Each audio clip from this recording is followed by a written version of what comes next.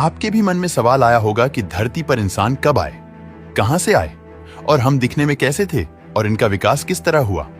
आधुनिक मानव बनने में इंसान किन किन चरणों से गुजरा, आए आज देखते हैं। इस वीडियो में आज से करोड़ों साल पहले डायनासोर ने पूरी धरती पर कब्जा कर रखा था।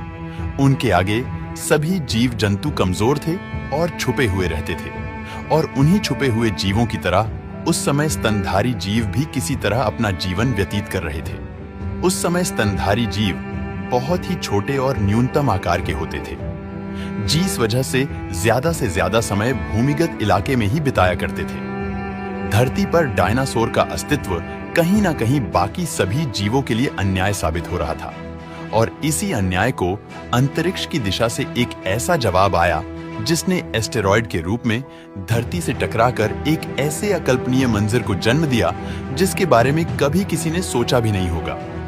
आज से तकरीबन 65 मिलियन साल पहले एस्टेरॉयड के कारण धरती पर एक भीषण विस्फोट हुआ, और उस विस्फोट के कारण इतनी तीव्र ऊर्जा उत्पन्न हुई कि जिसे धरती पर कभी किसी ने एक्सपीरियंस नहीं किया था।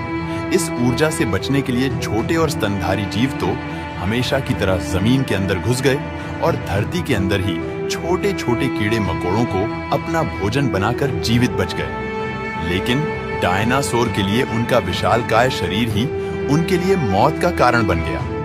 रेडिएशन और एनर्जी के डायरेक्ट संपर्क में आने से सभी डायनासोर की प्रजाति का अंत हो गया। एस्टेरॉयड के टकराने से धरती पर खतरनाक रेडिएशन फैल रही थी, जिससे मानो समस्त संसार में प्रलय आ गया था। आसमान में धूल की मोटी परत जमने से सूर्य मानो अस्त सा हो गया और चारों ओर अंधेरा सा छा गया। धरती पर सूर्य की गर्मी तो नहीं पहुंच रही थी, लेकिन एस्टेरॉयड के टकराने के कारण धरती इनिशियली काफी गर्म हो चुकी थी। एस्टेरॉयड के टकराने के बाद जब काफी साल बीत गए और सूर्य की किरणें फिर भी धरती तक नहीं पहुंची, तो इससे एक आइस एज की शुरुआत हो गई।